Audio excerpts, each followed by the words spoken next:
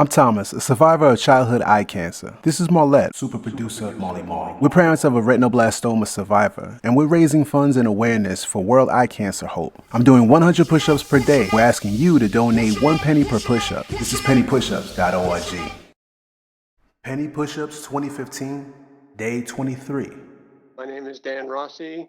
I currently live in Pittsburgh, Pennsylvania with my wife, Teresa, and my daughter, Sophia, who is 5.5 years old. My story starts in 1970 when I was 3 years old. I was playing doctor with some cousins and my older brother, and they saw something in my eye as kids want to do. You know, they play doctor and they look in each other's eyes and down each other's throats and everything. My cousin said they saw something in my eye, my left eye. And they took me up to our parents and they said, no, we don't see anything. But then my mom kept looking at my eyes after that and did eventually notice something and took me to doctors. And the first doctor said, oh, that eye has to come out immediately. That was obviously very upsetting to my parents, and they went to other doctors who said there was nothing wrong. Eventually, his parents returned to the original doctor and were referred to Dr. Robert Ellsworth at Columbia Presbyterian Hospital in New York City.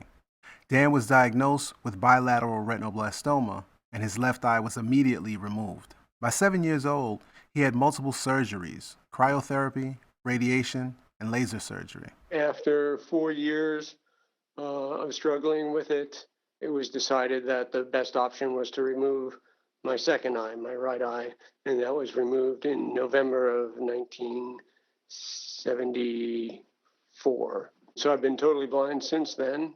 You know, of course, that affects one's life, but I have managed to make a pretty successful life during the past 40 odd years. I'm 48 years old now. Do you have any recollection of sight? I have very vivid recollections of sight. Shortly before I went to the hospital to have my second eye removed, I went on an airplane ride, a small airplane ride, through a teacher at my school. Her husband was a pilot. And we flew over Long Island and we flew over Manhattan.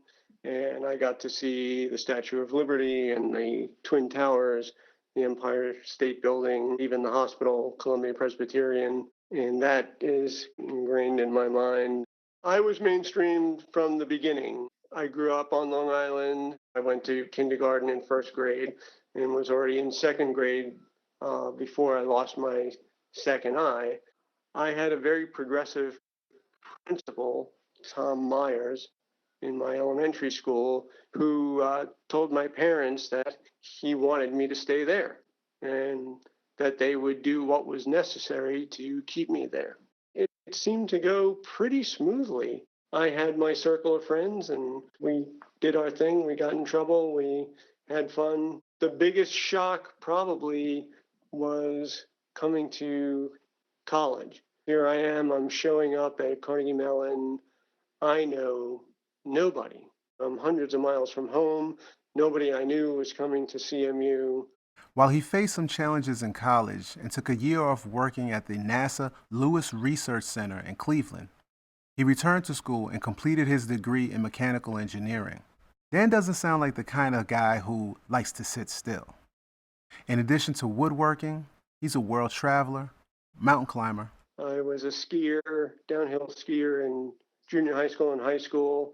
Made my first skydives when I was in high school. I made about 320 skydives over 25 years in the sport. He says his parents never discouraged his adventurous and independent nature.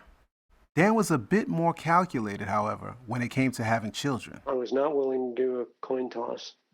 And so we did in vitro fertilization with pre-genetic diagnosis, fertilized eggs, and then we had the embryos tested, and those that tested negative for the RB gene, we implanted.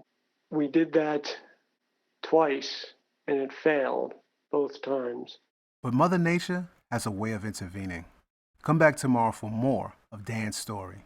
And a gentle warning. Some of the information may be difficult to digest, but information is power.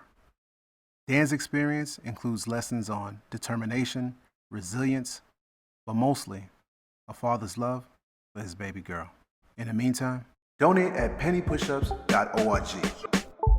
Share the videos to help spread awareness. Visit weseehope.org When September for more comes information. around, there's one place to be. pennypushups.org.